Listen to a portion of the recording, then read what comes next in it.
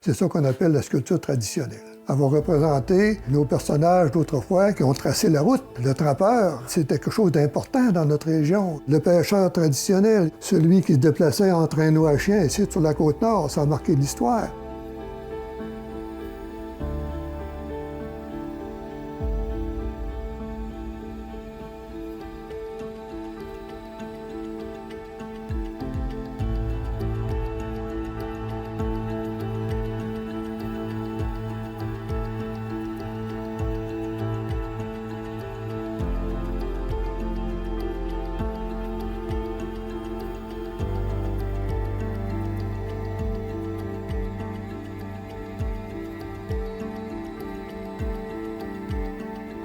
Mon nom est Gaëtan Winton, je suis né à Tadoussac.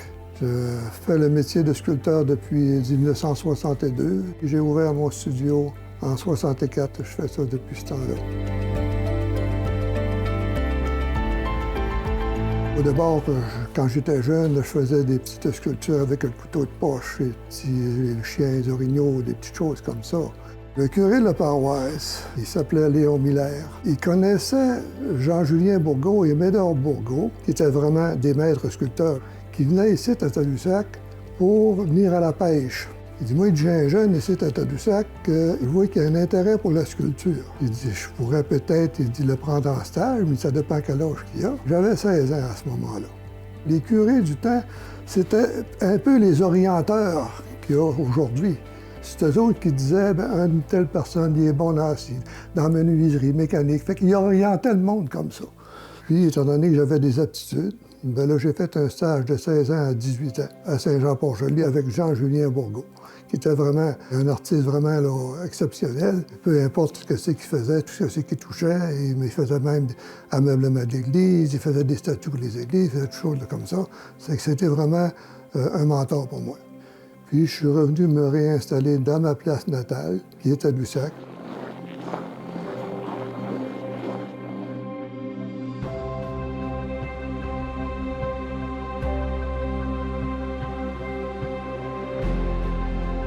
Dans la sculpture, je suis vraiment le premier, mais ma mère était artiste par elle-même aussi parce qu'elle faisait beaucoup de broderie, puis de tissage, puis de beaucoup de choses comme ça. Sans s'en rendre compte, elle était artiste aussi. Ça fait que je pense que l'idée artistique venait de là. Puis mon père aussi, il avait une petite shop à bois qui faisait plein de petites choses. Réparer des chaises, retourner des barreaux de chaises, ces choses-là.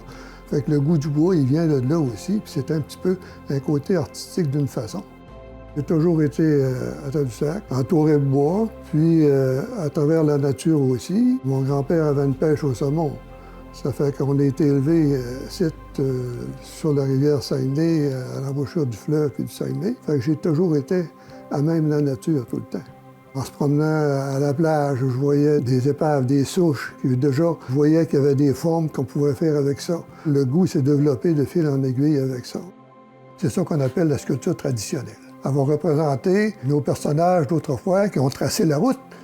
Le trappeur, c'était quelque chose d'important dans notre région. C'était lui le porteur de messages aussi. Le pêcheur traditionnel, il a marqué l'histoire aussi. Celui qui se déplaçait en traîneau à chien ici sur la Côte-Nord, ça a marqué l'histoire.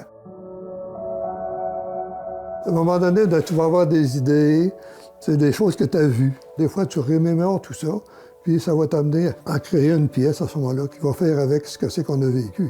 Et c'est des images qui vont nous marquer. À un moment donné, on voit quelque chose, on dit, il me semble qu'il y aurait une belle sculpture à faire avec ce que c'est que je viens de voir là.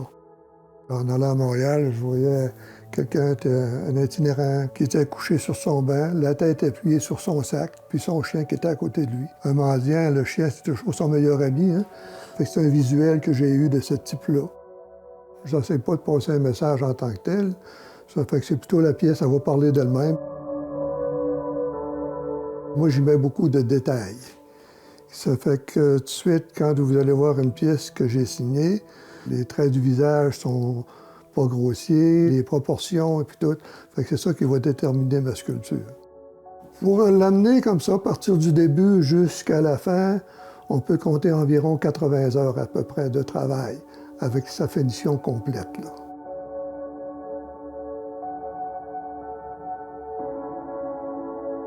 Le bois qu'on va utiliser, ça va être plus dans le tilleul, puis le pin blanc. Le pin blanc, c'est un bois qu'on trouve aussi dans la région. Il est plus facile à trouver pour un artisan comme moi. Tandis que le tilleul, je suis obligé d'aller le chercher plutôt sur la rive sud du Saint-Laurent parce qu'il n'y en a pas ici dans la région. Mais c'est un bois que j'aime bien travailler aussi. C'est les deux essences de bois que je vais travailler le plus. C'est un bois que quand il est séché, d'abord, il faut qu'il soit séché quand même pendant au moins 1 an. Il va se travailler beaucoup mieux. Qui ne craquera pas non plus avec le temps. Si je fais des queues de baleine, la partie de la queue est plus fragile. À ce moment-là, je vais aller dans un bois qui est plus dur. L'érable ou le bouleau, à ce moment-là, c'est plus résistant. Je peux avoir plusieurs sortes de bois dans la même pièce, comme celle-là. J'ai du pin blanc pour la base. J'ai du tilleul qui fait le fusil et la partie des fourrures. J'ai aussi du frêne qui fait les straps du personnage. Et puis, j'ai du roseau aussi qui fait le laçage que tu vois ici, et puis de ses bottes. Ça, c'est du roseau qu'on prend pour ça.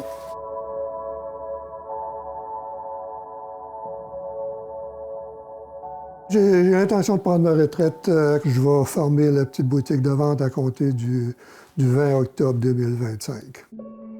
Tous les vieux artisans de mon âge, ils n'ont pas de relève. Puis la relève d'un jeune reprendre ça, c'est difficile aussi pour lui parce que la vie d'aujourd'hui, puis la vie de ce que ça coûtait en 62, 64 pour vivre, on pouvait se permettre de vivre avec très peu de choses qu'aujourd'hui qu'on n'est pas capable de faire. Fait qu'un jeune prendre ce métier-là aujourd'hui, ça serait extrêmement difficile. Probablement qu'il se découragerait au bout d'un temps. Le métier de sculpteur ne disparaîtra pas, jamais, parce qu'il va toujours avoir des sculpteurs. Mais la sculpture traditionnelle, c'est elle qui est en train de disparaître. Elle va disparaître avec la fin de notre génération. Moi, je parle de prendre ma retraite d'ici la fin de l'année, qu'à ce moment-là, c'est encore un artisan de moins qui va produire, comme tous les métiers qu'il y avait dans les petites régions autrefois, qu'on voyait le forgeron, on voyait le ferblantier, le bûcheron traditionnel. Autrefois, qui bûchait vraiment son bois manuel, qui a été remplacé par des machines. Fait que tu vois que c'est des métiers qui ont disparu aussi. Ça fait que c'est pour ça que la sculpture sur bois, ça avait la même chose aussi. C'est en train de s'en aller par rapport à ça aussi.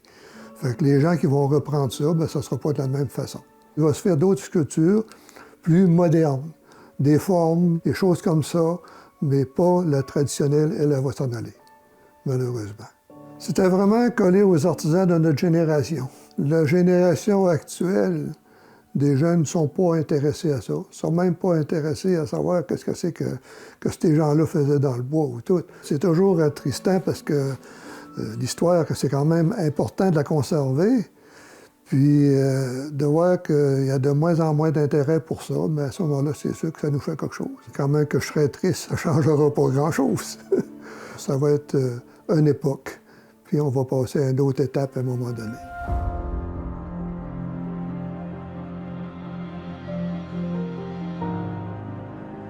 J'ai beaucoup de sculptures qui sont à l'international parce que pendant 15 ans, j'ai fait les croisières internationales qui venaient à Ville-de-l'Abbé.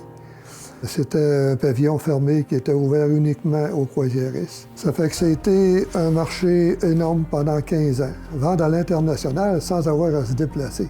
C'est ça qui était bon pour les artisans qui étaient là. Ça fait qu'à ce moment-là, j'ai des sculptures qui sont partout dans le monde. Une sculpture qui va rester là, même quand je ne serai plus là. Il y en a une à la Maison du Touriste qui est en face de la Maison du Touriste, qui est assez imposante. C'est une sculpture quand même qui représente la découverte de Tadoussac en 1534. Cette sculpture est représentative, elle va rester là. Et puis il y en a quelques-unes aussi dans le village qui sont quand même assez imposantes. Il y a une sculpture d'Indien en face du musée Chauvin. Ça fait que ça, c'est des choses qui vont rester en mémoire pour le village.